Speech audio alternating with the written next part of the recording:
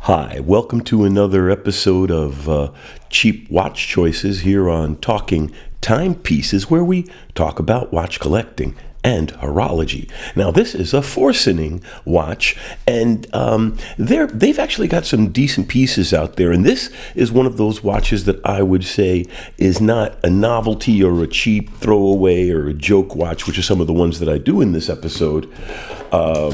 This is an actual viable watch to wear that they want you to really consider owning as your, wearable daily wear watch.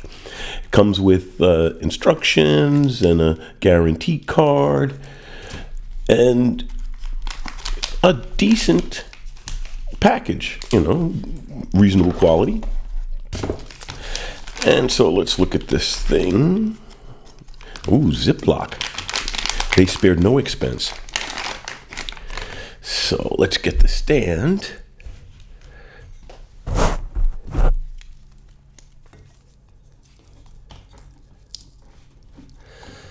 There we go. This, Forcening actually has been doing this for a little bit. And so, they're better than many of the Chinese companies with this, but they're not great. The name of this watch is also a paragraph. The Forcening Triangle Mechanical Men's Wristwatch with gold shield. I don't really see a gold shield. Oversized dial. I think they're trying to cover both the gold-plated and the regular version with this title.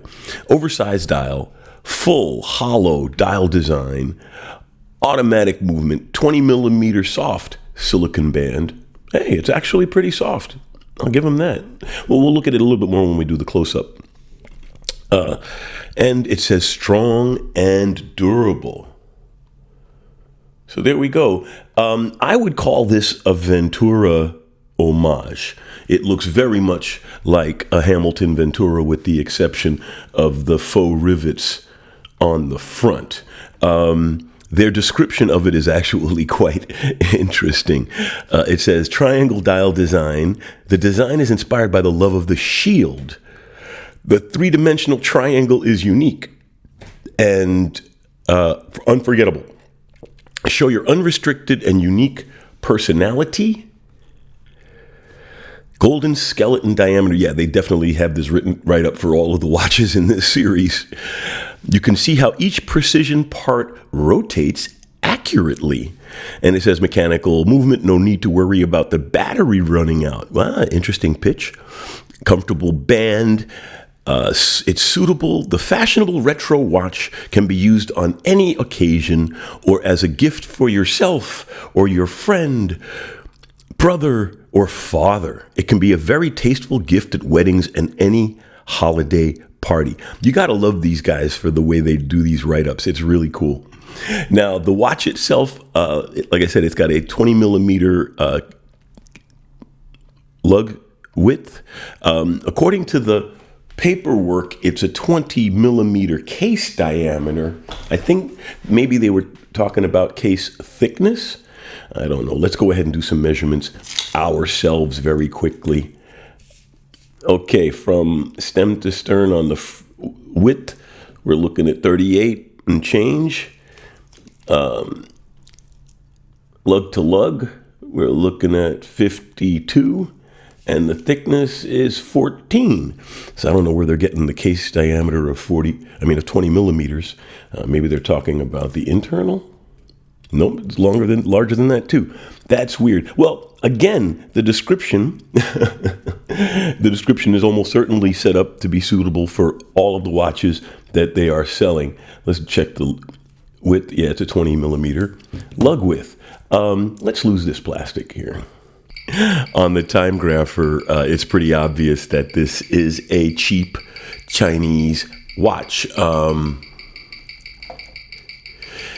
It's running at around a minute fast a day.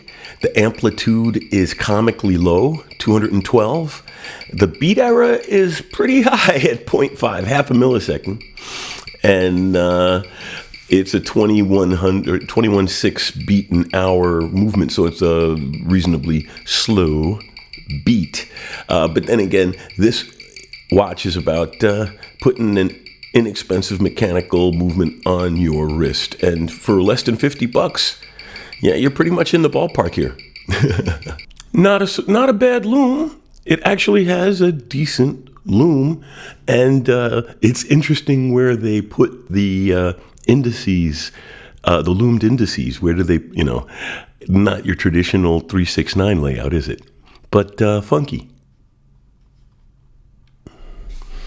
All right. And so it does have a display back with a decently carved out rotor. I mean, normally they just have a solid rotor with a bunch of print on it. This doesn't have any print on it. So it's not a bad piece for less than $50. I personally would have gone without the faux rivets around the face, and then it would be a very legitimate Hamilton Ventura homage. So it's kind of a Ventura homage, but not really.